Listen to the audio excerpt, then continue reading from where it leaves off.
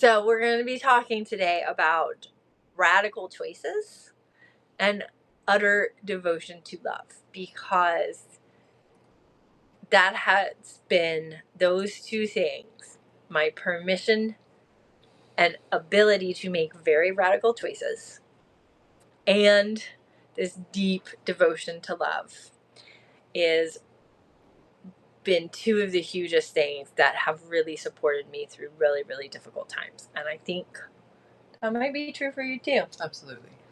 I don't want to speak for you, but she says so. So I wanted to talk a little bit about what that means and also answer any questions. And y'all can ask questions about anything. Oh, Bree, we love you. Hi, Mwah. Bree. We love you. Radical choices, and some of them might not seem radical, but when I think about how many people actually follow through consistently with radical choices, like that's part, some choices I make seem really simple. But when I tell people I have meditated every day of my life since I was 12, that doesn't sound radical, but like in practice, the cumulative impact of that choice, A, has a radical impact in my life, and B, a lot of people I know that say they meditate don't actually do it as consistently. And so sometimes a choice is radical just because of the devotion component. Like, I am so devoted to my own well-being that I make choices to live outside or on the periphery. I'm not completely outside at all of capitalism, right? But like, I have made a lot of sacrifices in my life to be able to cultivate a life that affords me the ability to prioritize my well-being. Is that fair to say? Am I making sense? Yeah. Yeah. I mean, to me. And there is always a huge level of privilege in that, right? Like, yeah. I acknowledge that too. But what I also see is a lot of, and this is not to like judge anybody, I just notice as someone who works with people to like craft self-care and like spiritual practices for themselves, I can see how people with similar amounts of privilege, where I'm talking to like people with a good bit of privilege already, don't always make the same radical choices. And I get it, because it is really scary and it is really hard. And there are legitimate sacrifices. Like, I don't have a lot of the resource-based security that a lot of people that make more conservative choices for their lives do. And for some people, that's like absolutely the right choice. But what do I want to say about that? There was a point I was going to make. It's left me now. Part of the point is that as hard as it is, like, the ability to have other resources, like I have time, I have autonomy around my schedule, I have made connections within my community so that a lot of the care I'm capable of receiving, like my chiropractic care, even like getting my hair done. These are like, I barter with people in my community. I have a network of friends with incredible skill sets. And I have intentionally cultivated and nurtured that community for like 2 decades at this point, I think. And that is one of these radical choices with this devotion, this utter devotion to love. Love of one another, love of myself, and like, I believe I have a right to thrive without having to subscribe to actions or systems that cause harm. Anything you want to share about that, or radical choices that you have made? Because you've definitely made some. Absolutely. But kind of to your first point, it's just the will to actually want to change. Most people, especially that grow up, I guess, a little comfortable and have the means to kind of externalize everything, then they just want to pay for the solution. They want the overnight answer. And they should be able to pay somebody to do that, right? And like that's one of the hardest mentalities to kind of get through. Yeah. Which isn't, that's just the way that it is. But when you actually start showing up for yourself, even in the smallest ways, and like stop making excuses, but just find 5 minutes in the morning, 5 minutes in the evening, just to like come back to yourself. That's when it gets uncomfortable for people, and most people talk as they want to heal, they want to be better people, they want to, they talk a lot, but really, they cannot be uncomfortable, and they think, you know. Yeah. So it's really just that will to actually want to change and letting that override your unwillingness to be uncomfortable. Or the resistance to showing up for yourself. Because a lot of times it is just like, even if I don't feel better right now from this, like I don't always feel better when I meditate. Sometimes my mind is still like going. But I still carve out the time. I breathe. I try different things. If like the thing I was doing isn't working, I'm like, okay, let me try a walking meditation. Well, it's really just remembering that, okay, anytime we learn anything, any initiation, any life lesson, it's always, oh yeah, I don't have control of this. Oh yeah, I have to surrender and trust. Like that's it. Yeah. Like it really, if you just break it all down, that's it. So if you do that multiple times a day, just quickly take the time to like drop into that fact. Oh yeah, I'm trying to grasp onto control that I don't actually have. Yeah. And remember the reality and try to surrender that to like, okay, how do I get aligned? How do I align my actions in my day with like what my higher self or what, even when you're not feeling good, you can still like go through that process. Yeah, and sometimes I'm doing that 7 times a day. It's not just like once. It's 1,000 times a day. It's like, oh wait, I have to keep catching myself from that panic or that urgency and be like, I'm not in control. It makes this. I mean, this life isn't easy here, and it makes it it makes it bearable. It makes it beautiful. Thank you. Gorgeous. It makes it beautiful. Changes the whole perspective. Because once you give yourself permission to not be in control, like it opens avenues to truly unexpected and sometimes quite literally miraculous happenings. Exactly. It will shake up your life, though. Yeah. I want to read what Bree said. Bree says, I'm so inspired by this. Yes, the will to actually change. It's like we will say that we want change, but very few of us have the will to devote ourselves to making that happen. Making it happen is ding, ding, ding. I love that, Bree. And I know with your 6th house, you are a master. You are here to like teach this too, because there is this like incredibleness in the mundane, like those mundane, like devotional. If you have Virgo in your chart, people, or if you have 6th house placements, you are here to honor this like regular daily devotion to things that might seem really simple, mundane, boring, insignificant even, but those are the things that we're here to infuse with the sacred. Yes. And Bree says, when you share that you've meditated daily since you were 12, my brain immediately went to, how in the world did she make that happen? And it's simple. You just did it. Yep. It's literally that simple, because it was non-negotiable. Yeah.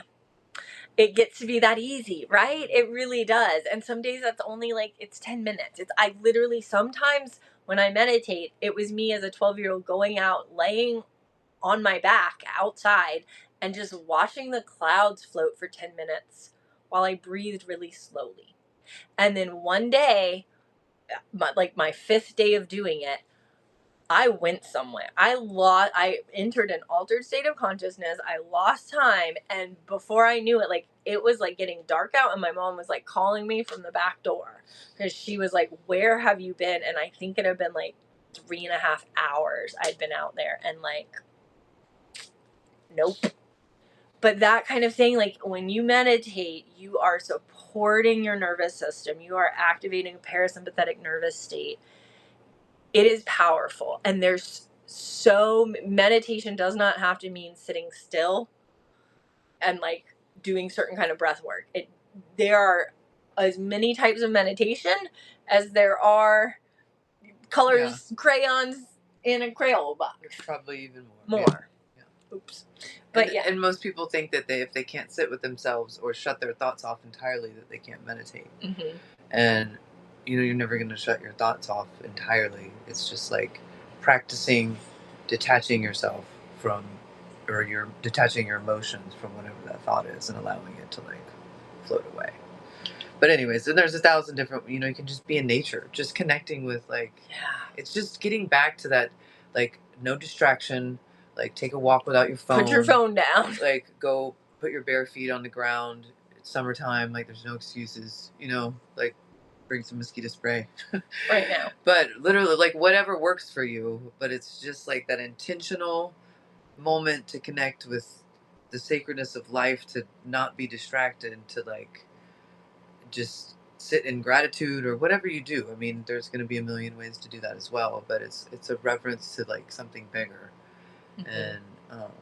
And over time, and it usually takes about 90 days when you're not used to it, of doing it regularly before you start to really, you'll be like, oh, subtly I have quite a few things have changed, and it's really powerful. And if everybody could just do that, like, everyone, if I could wave my magic wand, everyone would. But that's the humanity, like that's the normalcy, that's like what we were designed to be here to do, and our entire culture is like, nope, go buy, do consume, like get mad, be fearful, do all the things so that you don't do any of this. Yeah.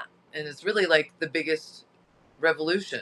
Mm-hmm. Like that is, I don't know, just that's like activism. Say no to that. That and like choose, like find your own pace. We each have a rhythm and a pacing, and part of the intensity of this year is to strip away the things that are not serving our most natural, our most aligned way of being.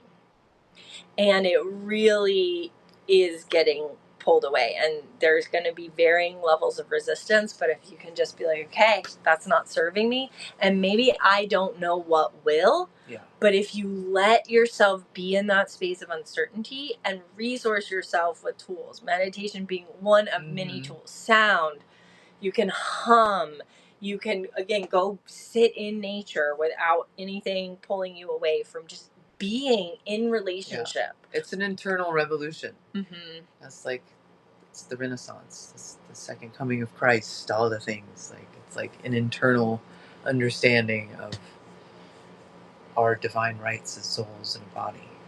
Our divine rights as souls in a body. All the external, all the need to control, all the need to know, it doesn't really exist, and it keeps you like, it has to be internal. It has to come through here. Yeah, it's here. And people will only find that compass if they intentionally sit and ask for it. But if you ask and you keep asking, and then you have space for it to like come through for you, it will. Like, it's not gonna fail you. And I do think sometimes the fear of that, like, but what if it doesn't happen for me? What do you have to lose? Keeps people from even trying. And that's why usually the people that find their way to this have had really difficult things happen. And that's why the difficult times actually can be such a potent place of opportunity, because it is this pressure cooker. It is this, like, we don't have to get broken down, but a lot of us do, in order to really reorient and like find that inner compass and let it guide. And so if that is the path, if you get broken down, then great, because this is happening. Because that the breaking down is not the end point. That's the messy middle. Like, you're just in the messy middle. But like, times are really difficult. Like, most of the sessions I'm having right now are like with people navigating, our capacity is being so stretched this year, and this like purification is happening to get us into a space of alignment, but also strength. It is calling out more of our truth, more of our gifts, and sometimes it does that by putting us in incredibly vulnerable, challenging positions. But no one is abandoned in that space. There is your own inner magic and light that is there, and there is this abundant support available. Now I feel like I sound like a preacher. I know, me don't too. want to sound like a preacher. We didn't come on here to preach at people. It's a Q&A. But we have this conversation all the time. Yeah, this has been. People come see us, and it's like, just what do I do? Tell me what to 10 do. 10 minutes a day, and then we do. We're like, okay, try this. Write it out. Ask your guide. Just get comfortable with this. But you have to keep. People do anything. Yeah, keep doing it. And even when you keep doing it, it doesn't mean you're not going to still have I still have complete breakdown. I tore our blinds a month or two ago. And had to replace it. Don't get it twisted. You're still going to have a meltdown. Crazy. Yeah. That does happen.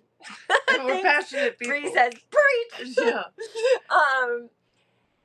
It doesn't mean that you just orient from constant inner float peace. away to love and light. No, it's not that. It actually gets. It means you can kind of maneuver through the dark. So much. Yeah, sometimes so much more grace and so much more ease and so much more help, and you actually feel supported. We live in a very isolated culture. We live people are very isolated, and most people don't have any community. A lot of people don't have very much family, or they're all over the place. That's intentional division. Yeah, exactly. But we can make our own families. Have this family in spirit that if you're just willing to, act like it's available. You have to act even if you don't. There's 11 measurable dimensions that we know of scientifically on this planet. And even if you don't believe, you don't have to. I always tell people, I don't believe. I've literally had experience, undeniable, repeated experiences. So I keep this album on my phone called Signs because I'm someone that I need it. I asked for a lot of validation. I asked for a lot of signs to feel comfortable to keep trusting and keep surrendering and keep opening the door to letting that unacknowledged support in. Because I didn't believe. I'm a very skeptical person. I need some fucking proof. I don't know if I can say the F word on here. I don't know Substack rules. I said it. Oh well. But I got it. I have had miracles show up in my life, and everyone I know that really opens to this and is able to at least see what might be possible. Could we live in a different way? Maybe this might be real or available to me. It stuff happens. Oh yeah, absolutely. And I used to not like to talk about that because I was worried, I don't want to infringe on anyone else and where they're at. I don't want them thinking I'm cuckoo. But it's been too long. I'm 44 now. And I've got too much experience racked up, so I'm just going to speak to what I know. Brianna says, I keep asking for proof, and I wonder if spirit is I've given you so much proof. Wake up. Okay, that does happen sometimes. Yeah. But I feel like I am awake. But what I'm hearing from you is devotion is key. Yes. Maybe that is... Yes, especially with your astrology, which I won't keep sharing about. I shouldn't have said anything. I'm sorry. I forgot I wasn't just talking to you. I try not to reveal people's astrology without consent. But yeah, I thought we were just talking. We're just talking. We're just friends talking. Yes, especially because of your astrology, and that's why these other tools can be so helpful. Not to tell us what to do, but to help show us where are my greatest challenges and lessons. Where would it make the most sense for me to try something or for me to focus my energy?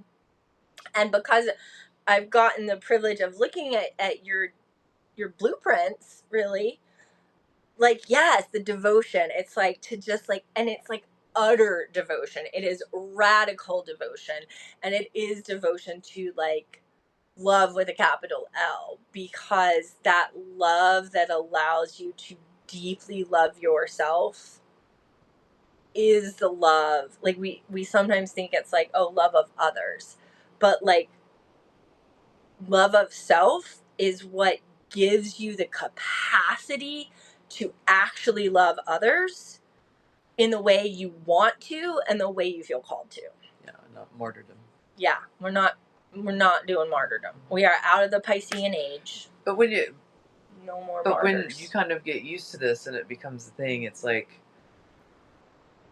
time starts to work with you, and the opportunities throughout the day or the scenario, like things just start to connect in easier ways. You don't have to try so hard. It's not so much hard work and like, oh, I have to control and understand and have the plan and all the things. It's like, no, you connect and you surrender. And even when you don't feel like it or you just want to be bitchy that day, sometimes I wake up and angry and it's like I want to be angry for a minute and then I'm like, no. And you can. And yeah, and like it depends on the anger. Sometimes like, you just need to move right. your anger. I'm not trying to but like feel your feelings. But it's like you make choices throughout the day. You're either going to hang on to this and use this as your victim story, so this reason to be an a-hole the rest of the day, or I'm going to surrender it. She's got so good I at can't. this. Like I've watched the journey. This will not. Yeah, I'm not going to do this, anything good for this. Like if I'm operating, like what is the highest love here? And like again, prioritizing like what is most loving for me? Will it be most loving if I like act out of my anger all day, or will it be most loving if I acknowledge my anger, feel it in whatever way feels good, and then surrender? Yeah, sometimes we do choose a-hole, and that's not okay always wrong. It's just and it's also okay. Yeah. But it's like we don't want to just stay stuck in anything that isn't what you're actually wanting to be experiencing. And we can't. And some people just hold on so tightly to their anger, to their stories, to their bitterness, and that's what they can never get past, because now it's an identity. And now it's like, oh, well, what am I without this? So I don't really want it. Even if they do want, like, a part of them absolutely wants just being an asshole sometimes is just, But a lot of people choose what is familiar. Yeah. It's the programs. Over the unknown, because you have to go through this, like, a bit. Like, I was looking up my Pallas Athena asteroid degree the other day, and it was an intense one.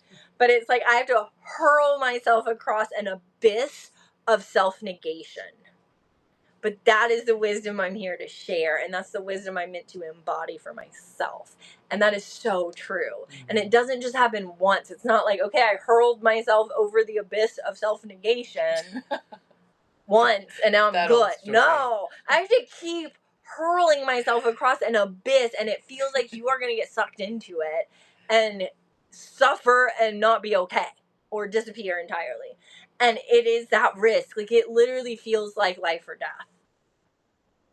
Luckily, because of my 8th house placements, like, I'm here to, like, die and be reborn a lot. And I have a 10th house Pluto, which makes that a visible process, like, part of my work, part of my career, part of my soul. What my soul is here to be known for is the capacity to show other people what it looks like to surrender so deeply into this death of sorts and resurrect over and over again. But it's not going to happen if I don't trust myself, if I deny myself in any way. And so when we think about, like, this concept of devotion, it really is this sense of, like, I have non-negotiables. Like, as something as, like, simple, but still hard to do, taking Mondays just to nourish myself. Right? Mondays are days for me to pour into me, and I hold that boundary ferociously. Part of my devotion is holding that boundary no matter what. And it is not always easy. Yay! I love that you have the 8th house people, Portia, or my people. Yes, the 8th house stellium. You've gotta, like, love it and see it as, like, alchemy, right? You are an alchemical, like, prophetess of, like, magical, intense proportions. But it is this, like, getting comfortable with, like, deconstruction and reconstruction. And mantra has been a great tool for me. I was just sharing this with a friend today that was, like, overwhelmed, mind all over the place. And I was like, look, when I'm like this, this is what helps me. It might not help you. but you can try it, right? And so this mantra, Om Namah Shivaya, it invokes that energy of Shiva, the creator and the destroyer. And these are sacred syllables that you can resonate through your being. And mantra it's sacred technology. And you don't have to say them in like these Sanskrit syllables, right? You can like say like words in whatever your native language is. You can just make sounds even. But like to have words that you repeat that have a certain frequency.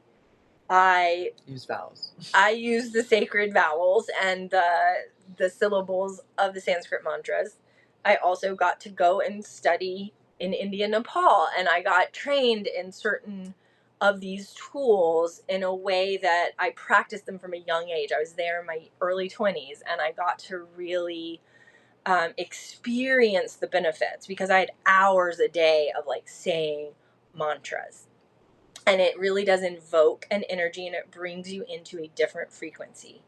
But you have to actually do it, and you can't just do it once. You can't just do it for 5 minutes. Like you shouldn't devote yourself to any practice that doesn't feel like makes your heart sing.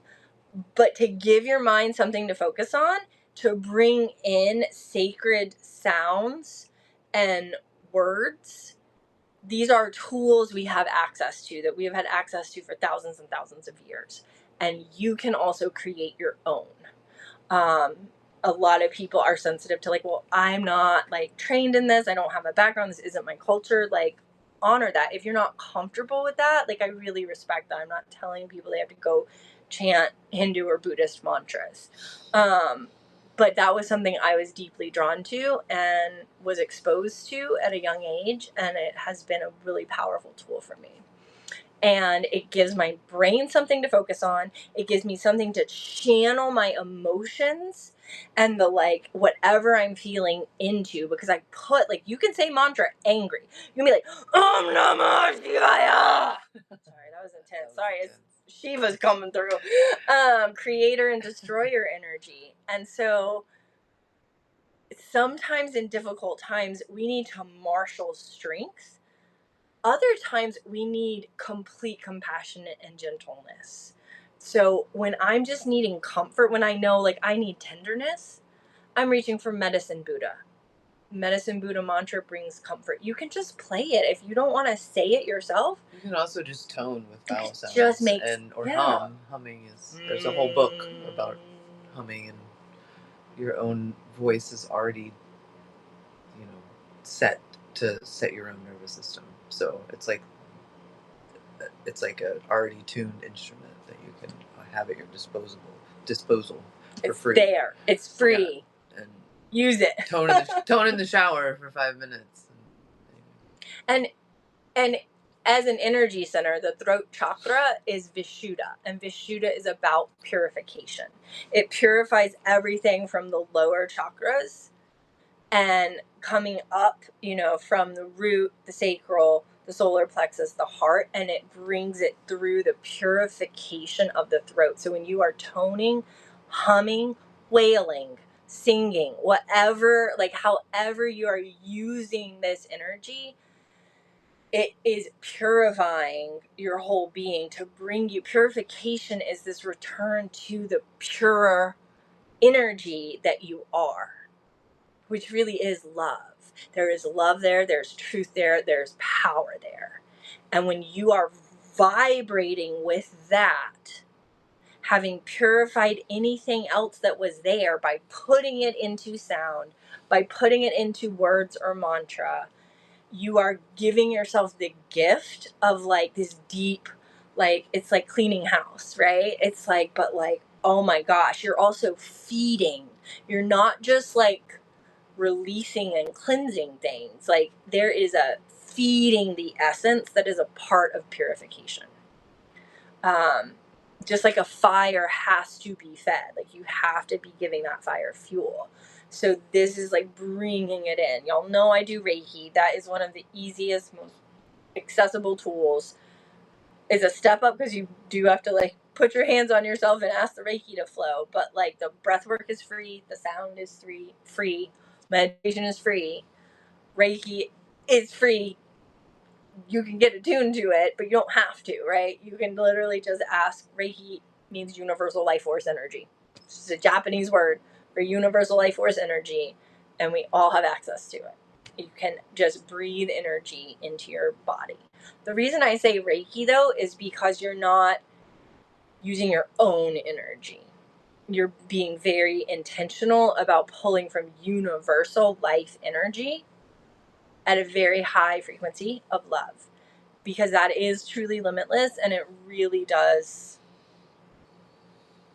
restore us. It really supports us. It feeds us. And when we're connecting to that, we're not like using up our own energy. Like our jing would be what they call that in Chinese medicine. You have like 3 different types of energy, and we have our own store of energy that can get depleted over time. Some types of energy work if you're trying to like send yourself energy. If you're not clear on what you're doing, you could be pulling from your jing instead of, especially when we're in fear. Like we can do that instead of letting this universal supply of energy resource you. I feel like I'm talking a whole lot, so I wanted to pause. But when you're really like in it, like in the overwhelm, just having like a couple things ahead of time that you can reach for can be really helpful. Like, okay, I know I can try mantra. I know that I can try to meditate. I know that I can try to just drink a glass of water, and as I'm drinking it, I'm asking the water to support me, to bring me calm, to bring me whatever you're asking for, right? We can infuse water with any intention, and the water really lovingly and amazingly holds that intention for us. So you can create your own very simple rituals, and that is one of the big things we need to like make it through this year. There's some incredible shifts and surprises coming, and I really can see so much possibility for amazingness, and I can see a lot of fear being triggered, and there's going to be resistance to that. And so going ahead and making a plan of like, I'm going to do this ritual every day. I'm going to try on these 2 or 3 other things that might support me. I'm going to figure out what I like that really resources me. And then I'm going to like stay devoted to like trying this for the next 6 months, right? And really giving it that time to work, because this stuff it doesn't have to be hours overnight. Out of your day. It's literally like moments. Like you can always find a way to fit it in. It just continues. Like start with 5 minutes a day if you can. Literally. 5 minutes. 5 minutes a day for the next 6 months. You will find yourself most likely naturally increasing that time, but you do not have to plan it. You do not have to force it. You have to show up for 5. You have to choose to show up and choose to listen and choose to trust. And, or at least if you don't fully trust, just say, I'm going to try this for 6 months. I'm just going to try this for 6 months. I'm going to show up as best I can, as often as I can. And if 6 feels like too much, say 3. Great. 3 months. 1 month even. 90 days it needs. I'm just trying to get you through the end of this year. Yes. Double fire horse here. But like, 1 month. Baby steps. I started with my therapist had me do 1 month. She was like, what if you just tried to believe that this might be real? Sometimes time feels overwhelming if you put too much on it. And just try to trust that what you are intuiting, what you think is spirit, what you think you're experiencing might be real and might actually be serving you, and we'll just try it for a month. If you just stop resisting and stop questioning it for a month, and at the end of the month things are not good and your life is in shambles, you've tried, and you don't have to do it Mark again. It off. And so I did it for a month and then never stopped. Yeah. Still doing it. And I wish I'd started when I was 12. Wait, 2013? We're in 2020. 13 years? 13 years, y'all.